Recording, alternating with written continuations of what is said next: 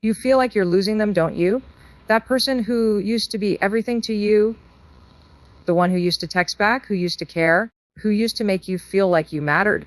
Now there's silence. Now it feels like you're slipping through the cracks of someone else's life and you're clinging to the edge, trying to hold on, trying to be enough. But let me say something to you right now, and I want you to hear me clearly. You're not losing them. You're finding you. And it's about time. See, we get so wrapped up in chasing connection, approval, validation. We make it our full-time job. We twist ourselves into knots trying to keep peace. Please, people, be lovable, be chosen. But you know what you sacrifice every single time you do that? Yourself, your voice, your values, your peace. That's not love. That's performance. That's survival. That's fear pretending to be loyalty. And it doesn't work. Not long term. Not without resentment creeping in. I get it. I've been there. You start to feel like, if I just try harder, maybe they'll see me. Maybe they'll come back. Maybe I can fix this. But what if the fixing that needs to happen isn't out there? It's in here. What if the lesson isn't how to keep them, but how to finally keep yourself? Let them go. I know that hurts. I know you want to hold on. But the moment you stop clinging to who you were in their story is the moment you finally become the main character in your own. And you can't find your path if your feet are still planted in places where you're not seen, heard, or respected. This pain you feel right now, it's a message. It's the sound of your soul waking up. You are evolving. And when you evolve, you will lose people.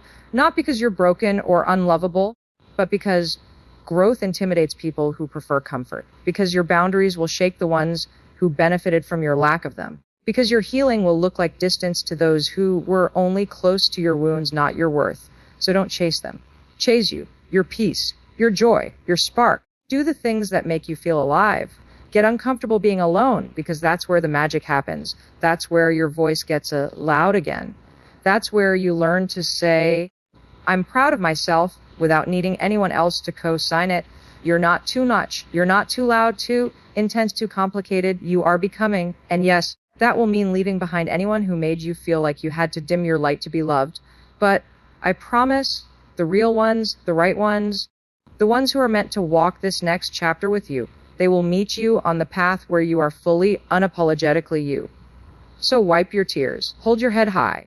This isn't the end. This is the start of you finally coming home to yourself. And that's the greatest love story of all. You know what's wild?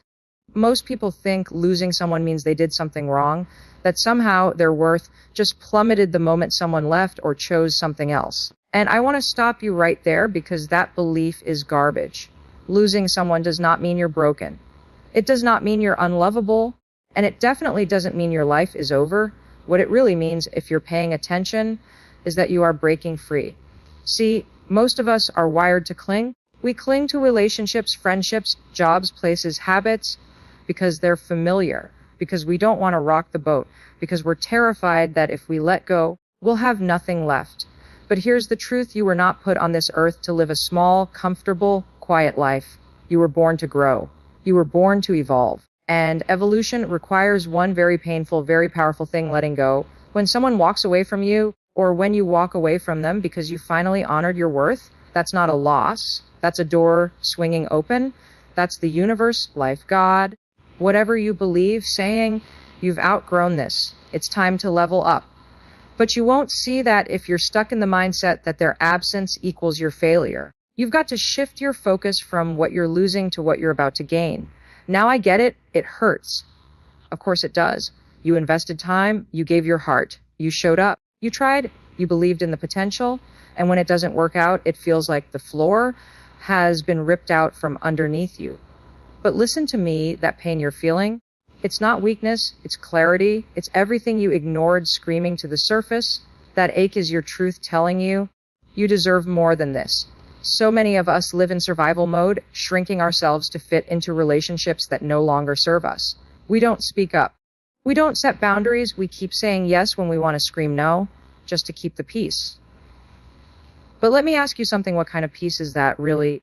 If you have to betray yourself to maintain a connection, that's not peace. That's emotional imprisonment. When someone exits your life, don't rush to fill the space. Don't panic and start chasing their approval or searching for a replacement. Sit with the silence. Let it teach you. Let it show you what you've been tolerating. Let it reveal the parts of yourself you've ignored just to keep someone else comfortable. That emptiness isn't a void, it's a blank canvas. And you get to decide what goes on it next. You are not broken because someone didn't choose you. You are not less worthy because someone changed their mind. If anything, this is your wake-up call. This is your chance to break the chains, to stop living on autopilot, to stop trying to force what isn't meant for you. Let them go, not out of bitterness, but out of deep self-respect, because you are not losing them. You are reclaiming yourself, you are breaking free, and that's not weakness, that's power. You know what most people never talk about? How hard it is to sit with yourself when everything feels like it's falling apart.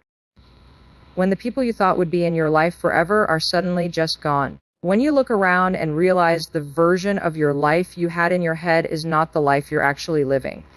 That's where the silence creeps in, and it's deafening. But that silence, my friend, is sacred. That silence is where the truth shows up. Let me tell you something I've learned, not just from my own life, but from coaching thousands of people. When someone leaves you or you walk away from someone toxic or mismatched, it's not just the relationship you lose. It's the identity you had wrapped around that relationship. And that can be terrifying. You start questioning everything. Who am I without them? What do I even want? What comes next? But here's where it gets good. That space, the one you're so afraid of, that's where self-discovery begins. That's where you stop being who you were told to be, who you were expected to be, who you thought you had to be just to be loved. And you start becoming you, fully, wildly, unapologetically you. In our society, we are conditioned to stay busy. Distract yourself. Fill your calendar. Date someone new. Scroll endlessly. Numb the ache. But what if, just for once, you stopped running from the silence? What if, instead of avoiding that uncomfortable emptiness, you leaned into it?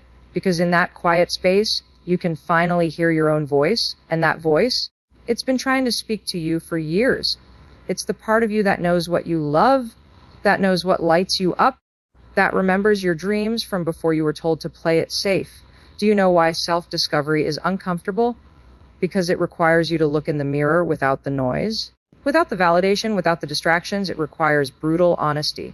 But honesty leads to clarity, and clarity leads to power. You start to see the patterns you've been repeating, the people you've been attracting, the needs you've been ignoring. And instead of blaming the world or the people who left, you start taking your power back. This is the moment where you get to choose who you want to become, not based on someone else's standards, not based on fear or scarcity, but based on alignment, on truth, on courage, the kind of courage that says, I'd rather be alone than lose myself again. That is the most badass kind of power there is. So yes, the silence is uncomfortable, the space is unfamiliar, but stop trying to fill it. Stop treating your healing like a race. Sit in the stillness and listen. Because that quiet voice inside you, it knows the way forward. You're not just getting over someone, you're uncovering yourself. You're meeting the real you. And she's been waiting a long time for this moment. Let's talk about discomfort, real, raw discomfort. Because if you're going through a season of change, if someone walked out of your life, if everything that once felt familiar now feels foreign, then congratulations, you are exactly where transformation begins. And I know it doesn't feel like a celebration. It feels like your chest is caving in. It feels like the world suddenly shifted and no one asked you if you were ready.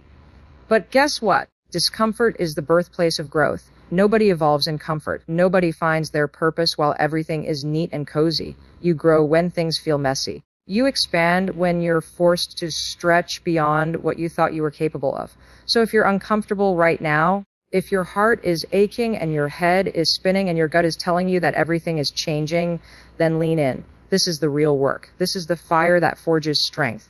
See, we're taught to run from pain. We're taught to fix it, numb it, avoid it, deny it. But pain, emotional pain especially, is not your enemy. It's a signal.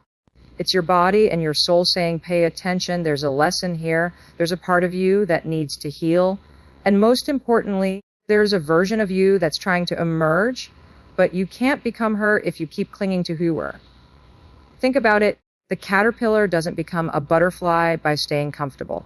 It literally has to dissolve inside the cocoon. Everything it thought it was has to fall apart. It has to break down before it can build something new. And the same goes for you. That heartbreak, that betrayal, that ending, it's not here to destroy you. It's here to reveal you, the real you, the you who forgot how powerful she is. Discomfort shows you where you've been living small, It shows you the people you were shrinking for, the dreams you were ignoring, the truth you were burying. And yes, it's hard. Yes, it's uncomfortable, but don't confuse discomfort with danger. Don't mistake growth for chaos. Sometimes the most radical thing you can do is sit in the discomfort and let it teach you. Let it show you what you're made of. And you know what else? Discomfort builds resilience. Every time you face it, instead of running, you grow stronger, you develop grit, you become someone who can trust herself, who can walk through fire and not just survive, but rise. So if you're in that space right now, where everything hurts and nothing makes sense, I want you to hear this: you are not broken. You are breaking open. And there's a difference. Discomfort is not the end of your story, it's the turning point. It's the exact moment where you start to rewrite the narrative. Not because someone else saved you, not because circumstances magically changed, but because you chose to show up, you chose to sit in the hard stuff. You chose to become the kind of woman who stops running and starts rising. That's how change begins, that's how power is reclaimed, and that's how you become unstoppable. Let's get real about something most people avoid talking about. Finding yourself often requires losing the very things, and sometimes the very people, you thought you couldn't live without. And it's terrifying because we tie so much of our identity to our relationships, we confuse connection with dependency. And before we know it, we're building our self-worth around how needed, wanted, or loved we are by someone else. But here's the truth: you are not here to complete somebody else's story. You are here to write your own. When you finally choose to put yourself first, it doesn't always feel empowering right away. In fact, it can feel lonely as hell. You'll second guess yourself. You'll wonder if walking away or letting go was the right decision. You'll replay memories like a highlight reel, convincing yourself that maybe it wasn't so bad. Maybe you were too much or not enough. But listen to me, choosing yourself is never the wrong decision, because when you choose you, you're telling the world, and more importantly, yourself, that you matter, that your needs matter, that your voice matters. We live in a world that teaches women, especially, to be selfless, to put everyone else's needs before their own, to be agreeable, to be nice, to keep the peace. But peace without authenticity is just silent suffering. And the moment you start showing up for yourself, speaking your truth, setting boundaries, walking away from what no longer serves you, is the moment everything changes. Because that's when you stop abandoning yourself for the sake of keeping others comfortable. Letting go doesn't mean you're bitter. It doesn't mean you didn't care. It means you finally recognize that holding onto something that doesn't honor your worth is more painful than the fear of being alone. And I'm going to be honest with you, not everyone will understand. Some people will judge you. Some will make you feel guilty. That's okay. You're not here to live according to other people's comfort zones. You're here to become the kind of person who walks in alignment with her values, even if that means walking away. Because every time you say no to what drains you, you're saying yes to what will grow you. Every time you honor your intuition, you're strengthening your confidence. Every time you stop chasing people and start choosing peace, you're rewriting the story of who you are. And that story, it's powerful because it's no longer rooted in fear, but in truth. And the truth is, you never really lost them. You found you, and that version of you, the one who doesn't settle, the one who speaks up, the one who knows she deserves more, that's the version you were always meant to become. Sometimes life has to remove the things that were never meant for you so you can finally make space for what is. Sometimes it's not rejection, it's redirection. And when you start trusting that, when you start believing that your peace is more important than their approval, something amazing happens. You stop chasing and you start attracting. You attract relationships rooted in respect. You attract opportunities aligned with your values. You attract the kind of life that feels real, not forced. But none of that happens until you make the brave decision to stop abandoning yourself. That's what finding you looks like. It's not a moment, it's a decision. One you make every single day. You ever sit with yourself in silence and suddenly realize, wait a minute, I've been putting everyone else's needs, opinions, and expectations above my own? Yeah, that moment it hits hard, and then comes the wave of clarity that says I've been living someone else's life. Maybe it was your parents' version of who you should be. Maybe it was society's checklist. Get the degree, get the job, get married, smile pretty, stay quiet. Or maybe it was that relationship where you shrank a little more each time you tried to fit into someone else's mold of what love looked like. But here's the deal. When you start stepping into your power, all of that stops. This is the moment when you decide that you are no longer going to betray yourself to be liked, accepted, or tolerated. That's the shift. And I need you to understand that this isn't about becoming someone new. This is about returning to who you've always been before the world told you who to be. There's no permission slip coming. There's no magical sign. You are the permission slip. You are the sign. The day you stop asking everyone else for their opinion on your life and start trusting your own voice, that's the day you start rising. Let's talk about boundaries. Because real transformation, it doesn't happen until you start enforcing them. And boundaries are not walls to keep people out. They are fences with gates that only open to what aligns with your peace, your growth, your values. And guess what? Setting those boundaries, it's going to make some people uncomfortable. It's going to ruffle feathers. People will call you selfish, difficult, or dramatic. Let them. Their reaction is not your responsibility. Your responsibility is to protect your energy and your evolution. Period. And here's what I know: the more you step into your truth, the quieter the noise gets. Because when you stop living for applause and start living in alignment, you stop chasing external validation, you stop needing everyone to understand, and you start attracting the people, the places, the energy that feels like home, not like performance. But stepping into your power isn't a one-time act, it's a daily practice. It's choosing every single morning to listen to you instead of the doubters, the critics, and the voice in your head that says, "Who do you think you are? You know who you are." You've just spent so long dimming your light, you forgot how bright it actually shines. And that light, it's your responsibility to protect it, nurture it, and let it grow.